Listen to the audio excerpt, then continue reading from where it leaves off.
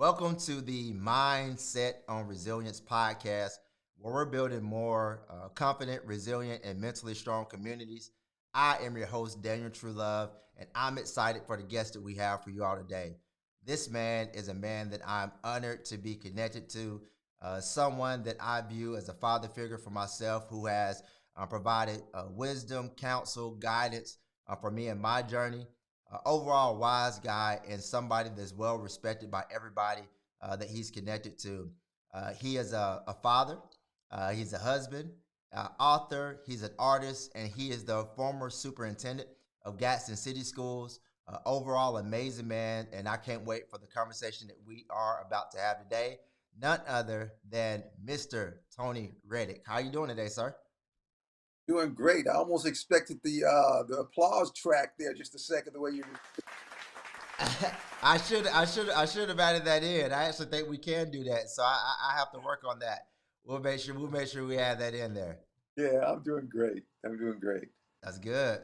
So first off, how's retirement going? You retired this year. So oh, no last no last year. I'm in my fifth month of retirement. It's going very well. Enjoying great time being at home with my wife and being able to visit my grandchildren and children at my desire and leisure. But continuing with working in the community. Still working a little bit within the school system on some grants that I was responsible for implementing prior to my retirement. But most importantly, taking out some time to write and to paint.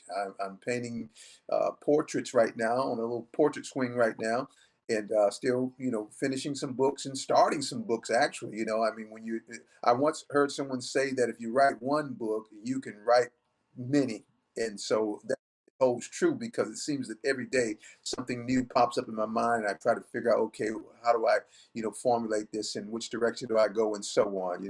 Often consult my wife with her thoughts about it, and typically she admonishes me to just finish what you already started before I start something. Great advice, but it's hard for me to just not at least write something down. Right. Understood. Listen, I have that same problem. I have about 20 tabs open right now. So I'm always having something that I'm adding, great ideas. But what that means is that you're a creative. Like you have many things that you desire to do that whether they're just gifts to the world or they're things that solve problems. And you've done that for many years, and I know that you will continue to excel in doing that as you continue in this next phase of life. And so I can't wait to kind of hop in. I've done my research, and so I'm excited to kind of go a little bit through your journey. And I want to kind of start because I saw you on another podcast, and you kind of talked about your upbringing and your journey. And when we talk about resilience, man, there were some things that you had to overcome very early on in life. And so, do you mind sharing with me about your father and the relationship that you all had and how that impacted you, kind of growing up? Yeah, well, I didn't really have a relationship with my father. In fact, I met him just twice in my life.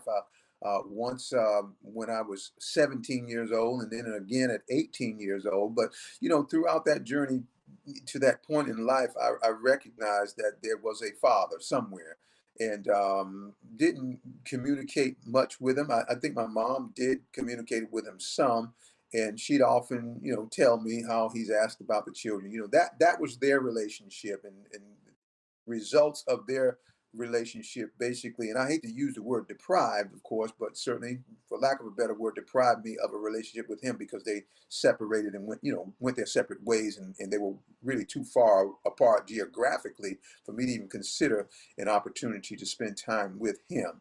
And so, I had to kind of look to other father figures in and around the community in which I was raised.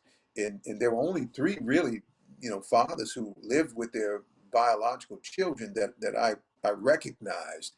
There were some husband and wife teams, but the children either had grown up and gone away, or they didn't have children. And so, we looked to those in our community who we felt were good fathers, regardless to what their circumstances are, their faults were. We always recognize that, hey, that's Robert's mom and dad. They live together, so we didn't have that dynamic in our household. But I tried not to let that be a hindrance to me, because I did have, three older brothers and one younger brother, and they too had become fathers at a very early age. And certainly they were the best fathers they knew how to be. As to whether or not a good example for me, it's questionable. I kind of relied a little bit on just, watching television fathers. Of course, back during that time, well before, the Bill Cosby was the father that most black households looked up to. You know, on Leave It to Beaver and and My Sons and shows like that. I'm aging myself, and so you kind of got an idea of what the husband wife, the father mother relationship was like. But it was all Hollywood. But I dared to dream that someday that I could be that kind of father, and so that's kind of what developed my whole persona in terms of growing up to be a good father of my own children someday. Yeah, and that's the thing that I kind of want to touch on because you kind of spoke of that even though you didn't have that example, that's not a reason for you not to go and be what you didn't have. You kind of said, well, if I wish that I had this, then I can go and be that. Kind of telling me about kind of how you developed that mindset to say, hey, just because I don't have, because some people say I don't have that, and it's an excuse in a way to like kind of live life as a result of your circumstances. But you seem to say that you're not going to live life based on your circumstances, and you went on to do some amazing things even within your childhood. Yeah, and that's a mantra of mine. You are not your circumstances. And of course, you, as I said, you have the luxury of looking around you. And I think, sometimes, lack breeds motivation. You have a tendency to see others with things that you don't have, whether it's, fine clothes or a nicer place to live or a car or whatever have you, in terms of your childhood friends and those who you go to school with. So I grew up in a neighborhood, we call it a housing development. My mom gets after me when I call it the projects, but that's what it was, a project. So, um, and all of us were pretty much kind of in the same predicament, with the exception of those few of my friends who did have a biological father and mother in the home. And of course, in those neighborhoods, whether there was a biological mother or father or not, all the single mothers, you know, had a gentleman suitor at some, you know. And so, I never really tried to depend too much on that, because as life goes, so do gentlemen suitors, or lady suitors, if that for that matter. And so, that lack just helped me to develop an idea that what I see on the other side of the tracks or whatever have you is possible, because it's manifested in these people that I know. So why can't it happen for me? And so, rather than lament over not having a father to come home to, or a father who comes home to you, because you don't know what you're going to get with that. I mean, there are some people who are raised with a biological father who was an absolute terror.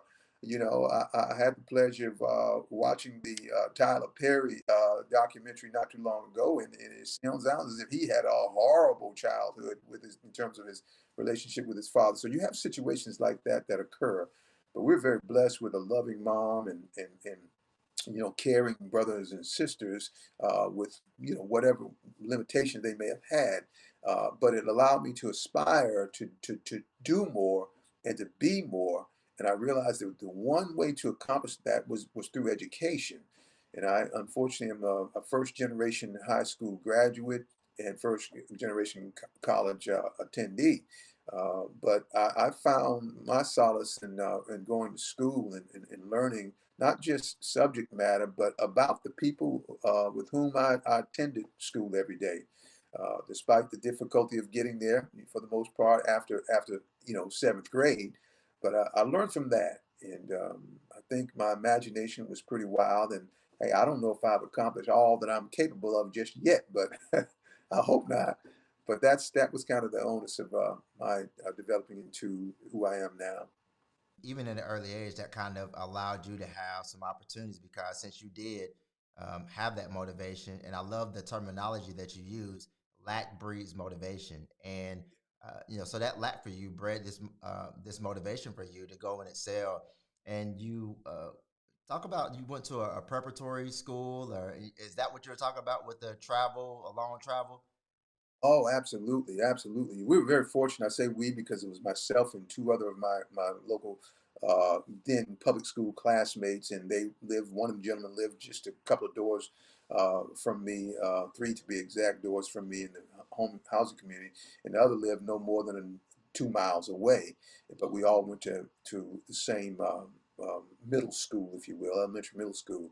And we were blessed with a visit from a gentleman who came to our Theodore Roosevelt Junior High School and said they were looking for, this is 1973, when desegregation, forced busing, and all that stuff was taking place, where a lot of kids were actually forced to get on yellow school buses to go to schools out in the suburbs, and as well as the suburban kids had to come to school in the city. But we were asked to attend a very prestigious private school, St. Sebastian's Country Day School for boys and for boys, just referred to as St. Sebastian's School now.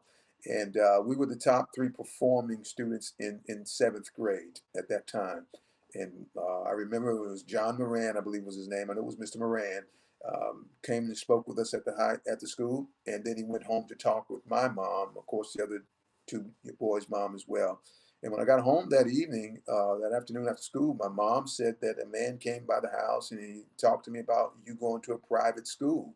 Do you want to go? And I immediately said, yeah. You know, I'd grown up in elementary school, fourth and fifth grade in particular, admiring Michael Jackson and the Jackson Five, and even had me and four other guys had our own little singing group. Never did anything more than sing at school, of course.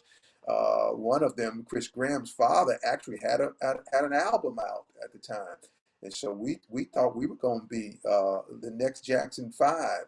But most importantly, I knew that Michael Jackson didn't go to public school. I thought he went to private school if he went at all. So I said, if Michael Jackson can go to private school, then I can too. And there's a case of that lack breeding motivation, but we also realize that success breeds motivation as well. So the more you begin to accomplish, the more you want. And so went to St. Sebastian's in the fall of 1973, and we were very well accepted by except maybe one student who hollered, look what the rain blew in. Three black kids attending school predominantly. Well, in fact, I think there was never more than seven black students there the whole time I was there. But we were eventually accepted, and just had a great time there. As far as the trek to school, yeah, I took three public buses and a train to get to school pretty much every morning.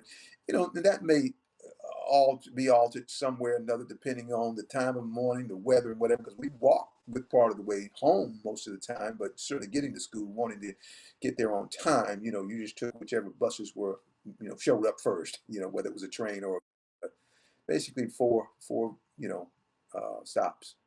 So when I hear that, I'm like, wow. When you have a desire, like you got to take whatever path it takes in order for you to get there. But that it does require some internal motivation, some intrinsic motivation in order for you to have that desire. And one of the things that I love is that you said yes to the opportunity. So somebody else, be in that same situation. Like, oh no, what about this? And you think about this, that, and the third. But it's like when opportunity knocks, you have to make sure you take advantage of those. Absolutely, and that manifests itself in everything that I did at Saint Sebastian's, including in the sandlots. We were great athletes. We in playground basketball, street football, sandlot baseball. We play sports all the time, and I never played an organized sport. I'd never been to any kind of camp, summer camp, sports camp, or otherwise. And my mom couldn't afford to send me to places like that. And I can remember in particular, there was a camp called Agassiz Village, Agassiz. and few of my neighborhood kids would go and talk about it, but I never could go.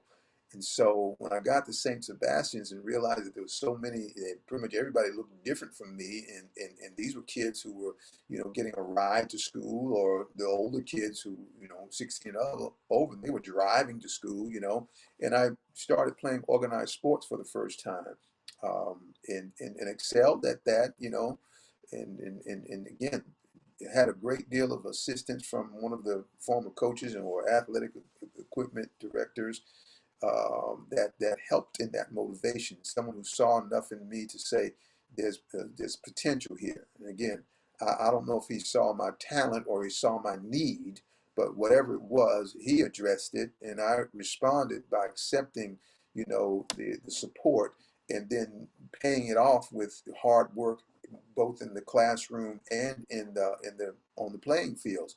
Now, the classroom part didn't start out quite well because I excelled in public school. Everything came easy to me.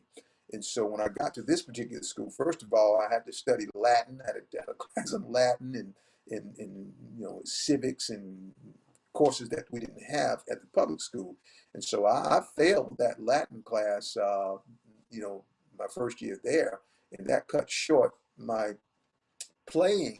organized playing for a while, for at least a year or a semester at least, and but I was determined that I wasn't going to fail anything anymore. And my failure was just due for a lack of effort for the most part, or not really knowing how much effort to put into it. Uh, it was a lot more demanding than at public school. And so, declining Latin verbs, wasn't any big deal to me. I'm thinking to myself, I mean, certainly I know what Latin is, but I've never heard it spoken or read it or anything like that. But this was a very rigorous academic program in our school. So I've not failed anymore. So I think you noticed that everybody, and I know you're a guy that loves stories. You're a guy that loves history, and just you, as we've had a conversation before, you told me about a couple of things. But the thing that I'm bringing up now is that in a lot of people's story, there's that failure, or what I would call it, failing forward opportunity, to where you meet this adversity. And Michael Jordan did make his, was it elementary or middle school basketball team, but then he becomes arguably the greatest basketball player of all time. And many people you hear like that, there's some adversity that they hit, but it's all about the way in which you respond to that. And it seems like yours was, instead of repeating that moment and thinking that moment was going to be something that for some it could be, oh man, this is just how it is. No, you said, this will never happen again, and because of that, you were able to excel. And one of the things that I want to kind of bridge that too is because when you think about fatherlessness, there's 18.3 million individuals that grow up in fatherless households, and they're considered statistics, which means that they don't all the time have that, have the adversity, but not necessarily overcoming those adversities at the time. And so, tell me a little bit about how you were able to develop that continuous work ethic, or whatever it was that allowed you to excel and move forward and not repeat a failure. Yeah, to start with, I think about that 18 million that you're talking about. We could conceivably say, well, it started with one, and then it grew. So that was something that was over a period of time. Therefore, I had the realization that if and I was already looking toward my own children, of course, even as early as a teenager or even preteen, uh, having and I use the word suffer as in suffering from not having had the father at home, but we didn't suffer as much as I really thought we did growing up. Certain things that you just didn't have. We never had a family car. Yeah, my shoes did have holes in the bottom, the ones I had on my pants or clothes did, but there was love in our household. And I think that was more than anything else. And a hard-working mom, 2 and 3 jobs, and siblings who we got along with.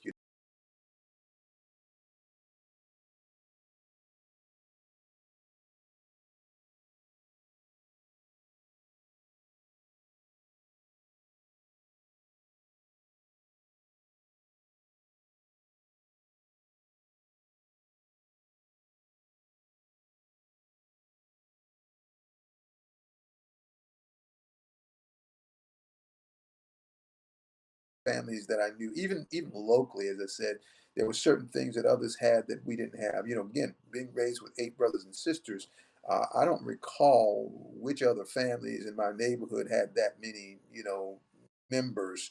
But we basically had to kind of scrap for everything.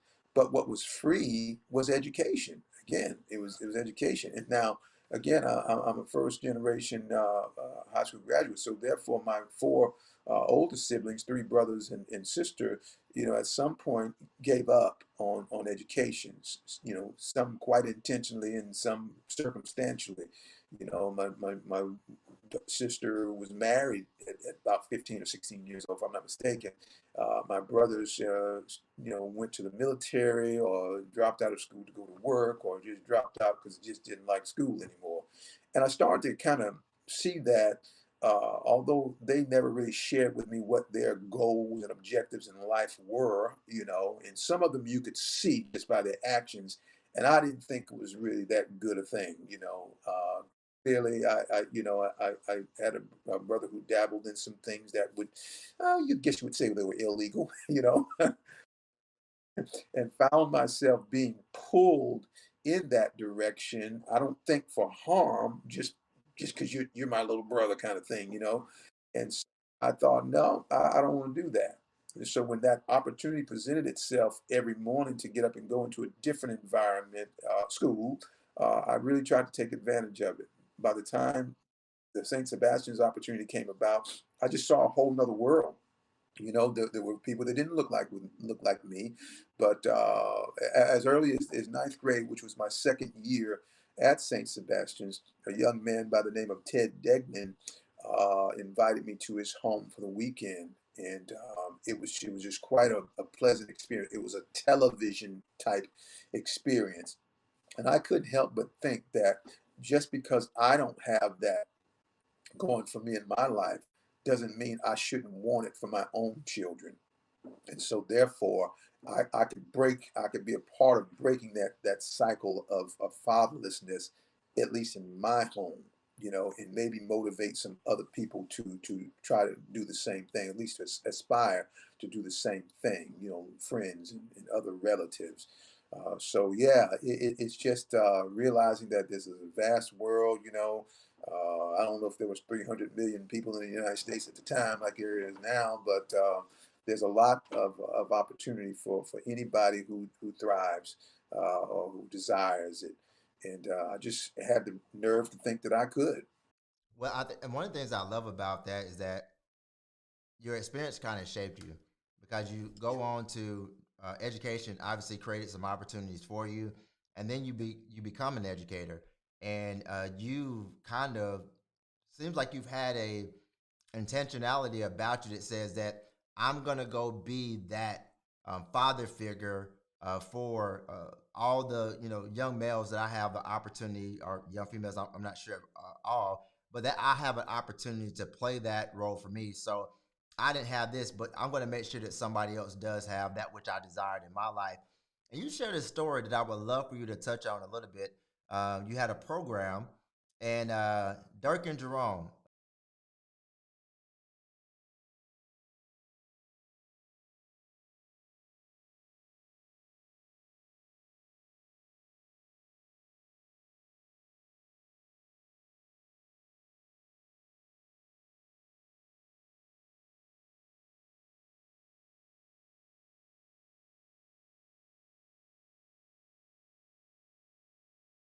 tell, tell that story. That take up half the time. But when we were dating, I got a chance to meet her parents, and they were just amazing parents. And I got a chance to actually visit her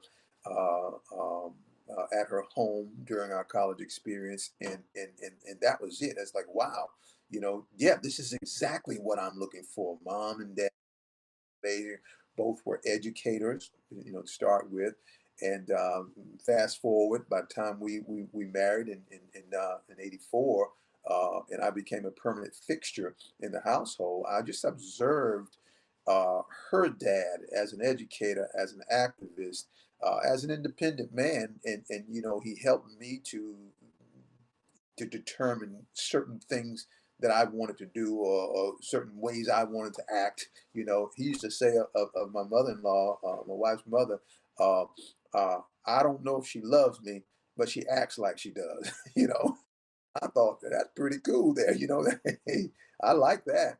And so he was one who inspired me to go into education. I thought I was going to be an astronaut. That's what I wanted to be when I went to college. I majored in physics, and then I realized that this academic program, and playing college basketball, and being in a fraternity, and socializing didn't fit me. So I eventually changed my major, but that mathematics degree became, provided me the opportunity to go into education, because my father-in-law asked me to consider teaching when I was, my first, I guess, part-time job was like at Kmart, and then I tried selling some cars at a Cadillac dealership, and I taught a class at a business college, just menial type stuff. And when he invited me to join the education field, and had the connections for the interviews, and maybe somebody owed him a favor, I don't know, but they hired me just the same. But once hired, I just took full advantage of the opportunity. And you mentioned me retiring early on in this interview. I'm 35 years of working. I only missed 6 days of work, you know, and were it not for childbirth, my wife probably would have beat me at that. And so we just had that commitment with household to start with. And so, fortunately, the blessings, the gifts from God allowed me to have something to bring to the educational arena, because I was hired to teach French and art, and eventually math, which is what my degree was in. And so I just learned a lot, mostly from an observational standpoint, because my father-in-law and I, we never really sat down and had long conversations. He wasn't really one who sat down and had a lot of long conversations. You could hang out with him all day, but he loved watching the news and those kinds of things and commenting. But we didn't have a lot of philosophical things, conversations. At the same time, though, I was able to observe him and his comings and goings and whatever have you, and help me to develop, the type of attitude, if you will, that I wanted to exhibit as a father. And then again, um, looking forward to becoming a father. Uh, you know, knew what the responsibility was. Knew what your parental responsibilities were. Growing up again, I'm backtracking here a little bit, because when we start thinking about fatherhood and the lack thereof, and sports has been a big part of my life, but no one in my family ever saw me play organized sports except my mother for one half of a basketball game, which was a recreational game, and one half of a high school football game. So you can imagine, after ball games, when parents were coming in and greeting their kids and putting them in the car and taking them home, and little old me, I just have to just kind of grab my backpack or whatever have you and go and wait on that bus. Wasn't anybody at the ball games, and so that breeded a little bit of motivation as well. I still accomplished a lot. I mean, my mom was thrilled at getting the newspaper and seeing where I'd scored a certain number of points, or in a basketball game, or a couple of touchdowns in a football game, and she was thrilled by that. And little did I know, until much later on, after my father died, she had sent those clippings to my father as well. So he had an opportunity from long distance to kind of enjoy whatever success I was experiencing as a young man, as a young boy and young man. And I was just thrilled when, after he passed, about 8 years ago now, I think it is. Um, my older brother went to what would it be, I guess, a funeral, and because he lived in Cleveland, and he brought back a bunch of stuff, and included in that stuff was just of an envelope of all the things that my mom had sent him. Yeah, so all that stuff is kind of motivational. Yeah. And Dirk, You asked me about Dirk and Jerome, almost got off. So Dirk and Jerome, well, that entire reach out group was a bunch of kids, again, in another housing community, housing project, like the one I grew up in. Uh, I don't know that I knew a single father in that community. You know, once again, there were some women who had some boyfriends and maybe some live-ins or whatever have you, but I didn't meet a single father, all mothers. And so I had their children, both the boys and the girls. My wife and I was right alongside. My wife was right alongside with me through this adventure, and went into Jacksonville Court, what it was called here in Gadsden. We refer to it as Sixth Street. You know, just fathered those kids, just acted like a father to those kids. We it was through a program with a Quality of Life Health Service Incorporated program, which I serve on the board right now. Started in 1989 working this program. And Dirk and Jerome were amongst the group of kids who were fatherless. And interestingly enough, just a year ago, Dirk shared a story with me about who his father was and how he ended up in Sixth Street and so on. It's a very dynamic story. Uh, um, you know, I've included these guys in my String of Pearls book, for example, but they were kids who you look at them and they will seem to be just the homeliest of kids in the neighborhood. You know, they may not have been, but they had a mom at home who I didn't realize so much later was probably traumatized by the former relationship with the father. And Dirk and Jerome have given me consent to talk about this stuff, by the way. And and these kids were just fitting in. They were just fitting in. And so as they grew older, they actually moved away from Gadsden, and later on contacted me as they matriculated through high school and eventually college, and expressed their gratitude for whatever it was that I had done for them. I didn't realize it was that important to them. They were like many of the kids who would come to our home and spend the night and sleep on the floor in front of the television. And you know, we'd feed them generally pizza and hot dogs. That's what they like, you know, or they'd jump on the trampoline outside or just enjoy, you know, the yard. And I had little idea as to how significant that was to them. We became like another family to them, although, you know, their visits weren't that frequent. Whenever they did, they really enjoyed it because we take them on field trips through the Reach Out program. And so these are kids who got to do things that they probably never dreamed of at such an age.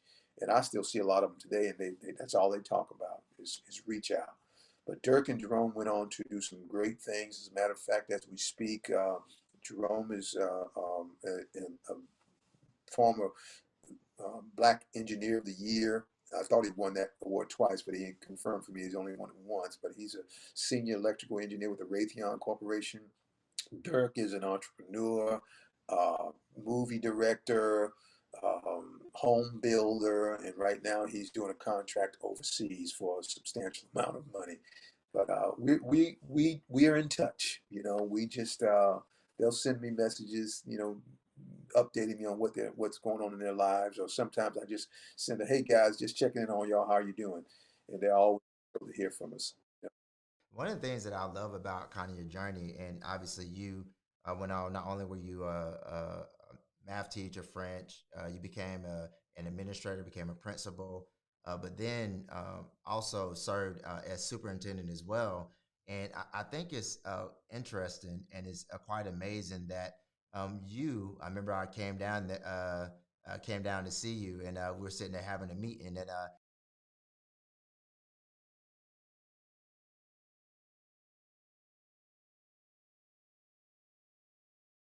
and he was like, "Oh yeah, we got in. I got an appointment over here, got an ACT." But not only that, you were a superintendent that mentored.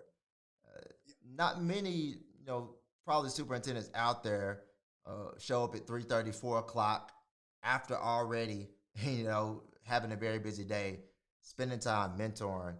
Tell me a little bit about your mentoring journey and just some of the experiences that you've had with that. Yeah, that's great. You know, and all that really is about is recognizing need or desire, for that matter. I felt like I've been an underachiever most of my life because of what I didn't know. You know, I have no regrets whatsoever in the path that life took me. But you look around some folks. I wished I accepted uh, that I think proposal or offer to go and coach college basketball one year. We had a young man that went to Dartmouth College, and I talked with the head coach at that time. He seemed to hint to me that he might want me to consider coming and coaching with him. And I thought, no, I don't want to coach college basketball. Well, high school is one thing. You do that because you're a teacher. And now I see coaches making like $8 million a year. I thought, well, maybe I should have gone that route. But no, I have no regrets whatsoever in regards to that either, nor one or two of the other opportunities that were presented to us, my wife and I, over the years, especially in the Massachusetts area when we were living there. But it's just really about seeing the need of children and knowing that you have enough of you to go around, to at least help you. And if you teach each one to teach another, that thing just kind of snowballs and perpetuates. Speaking of Dirk again, I'll never forget him. Um, I invited him to speak at a banquet, at the Quality of Life banquet, and he brought with him $25,000, asked me to select two students to give it to as a scholarship, from his organization. And I'm thinking, here's a kid who, grew up in the housing projects here, you know, and had very just almost abject poverty. And here he comes back I would say 20, 15, 20 years later, and he's giving, $12,500 to two different kids, so $25,000. But most importantly, he gives me the privilege of selecting the kids, and he brought me a little award too. So I don't really, that's important. I don't care much about awards and whatever have you, but that particular one made me very. So yeah, the mentoring is easy for me because I think that most kids have, whether they know the term aspiration or not, they want to do something or they want to be something. And if you don't, assist in some kind of way, they can very easily, take.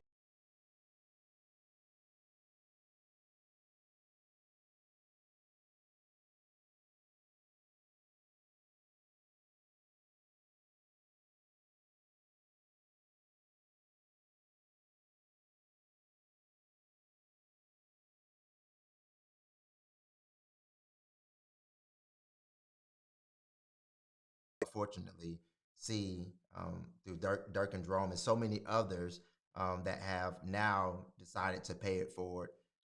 And while you were superintendent, I know there were different initiatives that you all started, and you mentioned that kind of when our conversation began. One of those being the Grace Academy, and other one is Escape. And it sounds like you're not all the way retired because you're still involved with Escape. It sounds like. Absolutely, absolutely. As a matter of fact, I'm still involved with both programs. Escape, enhancing success through community and parental engagement. That's what ESCAPE is an acronym for. Um, and so with ESCAPE, it sounds like it's parental engagement, but we realize that parents need help with their kids who are going to go to college or desire to go to college. So doing ACT prep with the Escape program for 5 weeks, and it's just something that's part of the grant. It's part of our not so much part of the Escape grant, but part of one of the other grants. Listen, as superintendent this past year, we got nearly $3 million worth of grants. I hired a grant writer who does a fantastic job, and she basically takes my ideas and dreams and finds money to put them into action. And so Escape is one of those. And I still do ACT prep for those 5 weeks in preparation for the February 10th test. And then with Grace Academy, Gadsden Readiness and Career Education Academy, it's a free program for adults and students, with preferably students. I mean, obviously, because they have to get CCR credits and what have you, but teaching carpentry, electrical technology, uh, heating, ventilation, air conditioning, refrigeration, and plumbing. And so I go there to meet with the high school students 4 days a week, and I teach construction math as needed. And when I'm not doing that, hey, I'm right there with them, cutting and sawing and hammering and making stuff. So I presence there. And what I love about that is that, and though I've been gone, 4 months now, for almost 5 months now, when the kids walk in, especially a new group, they know who I am. While as kids are apt to do, they don't show the kind of reverence to the instructors because these are like old men who are retired and they're doing it, fun and a fee, of course. I can step in there and kind of, redirect them and make sure that they are paying attention and following instruction and being safe. So I get a chance to do the program still. One of the things that I love is that you you talked about hiring this grant writer, and you made a way to make an impact. And so, two questions. The first one being, uh, thinking about your journey as a superintendent, what is the one thing that or what things are you most proud of that you were able to accomplish as a superintendent? Well, there are so many. As a matter of fact, I think just as a means of satisfying my board, I wrote a list of accomplishments, and I stopped at 30, at 30, I believe it was. But obviously, one of the things that I try to do is to develop a good, and I don't say good as in I'm comparing it to any other superintendent, but certainly a good relationship with my central office staff, but much more so with my high school and middle school and elementary principals, and most importantly, be a presence in the lives of the children.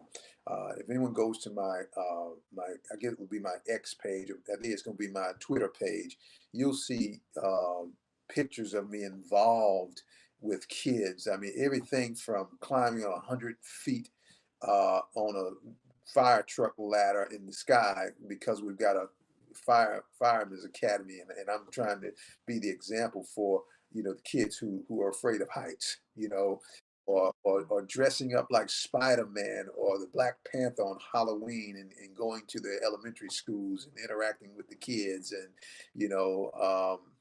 just being a presence there so people know who the superintendent is. When I became superintendent, our my model was innovating, leading, and succeeding. And we did a billboard campaign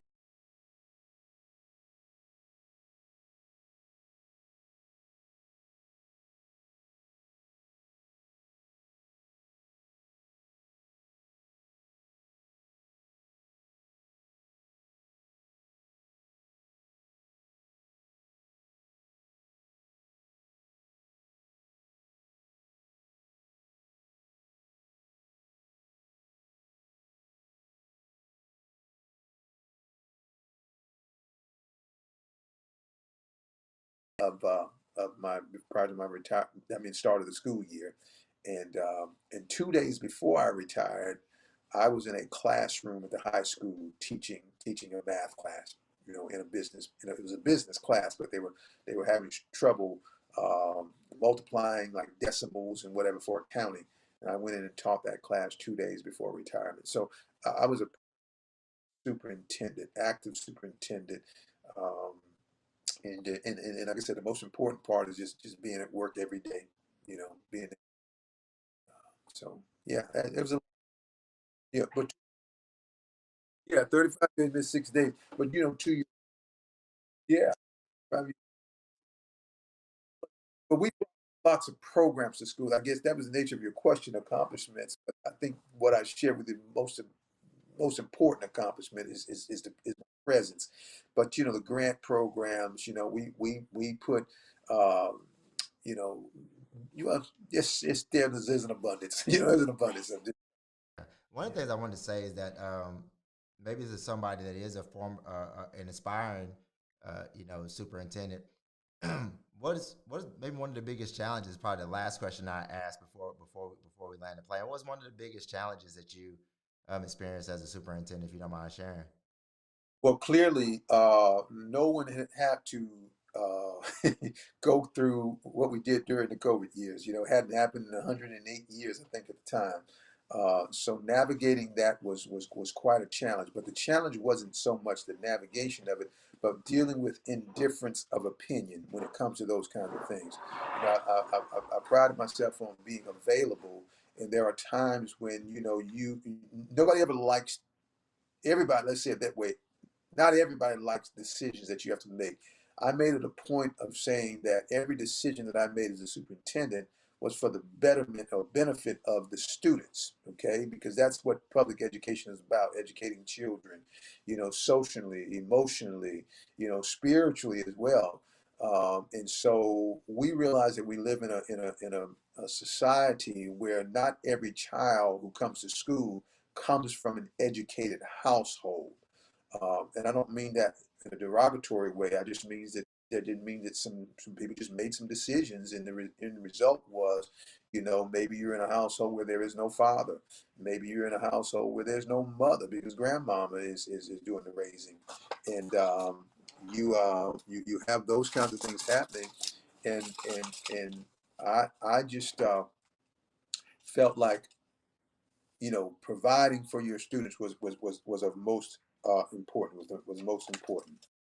And so to but uh, trying to please everybody, trying to please parents, trying to make sure that they have an opinion, of course, but that their opinion is not, we don't take their opinion for granted, but we have to guide and direct them so that they understand. And there have been times when, I mean, parents get on the phone, I want to talk to superintendent, and they are, I mean, I'm talking about mad as a wet hen. And by the time I'm done talking with them on the phone, they are apologetic, they are expressing gratitude, they're saying,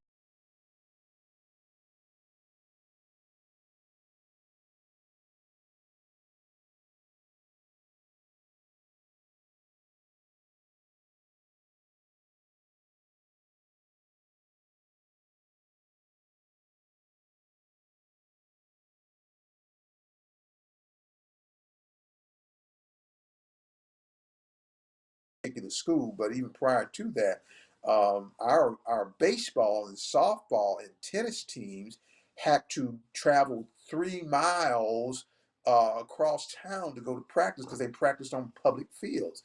And when the high school was built in 2006, it did not include, the initial plans probably included, but did not include a baseball field or tennis courts or softball field. And so I built that because one, not just for the sport, but for the safety. My priority, safety of our kids. We learned that in the public field, because it's public, we had people coming to games, panhandling and making our visiting fans uncomfortable, and what have you. And people talk about you when that happens. You have a group saying, when we went to a baseball game at Gadsden City, and it was awful. Bill was right there on the highway. I think there was at one point where there was a car wreck, and one of the cars nearly, ran into the dugout. I made it a priority to get that taken care of. We have one of the finest baseball, softball, and tennis complexes in the state of Alabama. So that was a big deal.